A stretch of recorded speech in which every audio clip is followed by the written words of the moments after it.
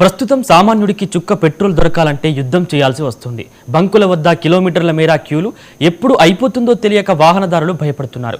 ఇదే భయాన్ని Airtel showroom నిర్వాహకులకు ఉపయోగించుకున్నారు. భద్రాద్రి కొత్తగూడెం జిల్లా దమ్మపేటలోని ఎయిర్టెల్ ప్రతినిధులు అదిరిపోయే స్కెచ్ వేశారు. బంకుల దగ్గర క్యూ కట్టక్కర్లేదు, మా దగ్గర సిమ్ మారిస్తే చాలు, లీటర్ పెట్రోల్ ఫ్రీ అంటూ బంపర్ ఆఫర్ ప్రకటించారు. వేరే నెట్వర్క్ నుండి ఎయిర్టెల్లోకి మారిన కస్టమర్లకు 350 రూపాయల రీఛార్జ్తో పాటు 1 లీటర్ పెట్రోల్ బాటిల్ ఉచితంగా ఇస్తున్నారు. ఏం ఐడియా గురు, బంకుల్లో క్యూ కట్టే బదులు సిమ్ మార్చుకోవడం ఈజీ కదా అని వాహనదారులు చమత్కరిస్తున్నారు. పెట్రోల్ కొరతను కూడా క్యాష్ చేసుకుంటున్న ఈ ఆలోచన ఇప్పుడు ఊరంతా చర్చనీయాంశమైంది.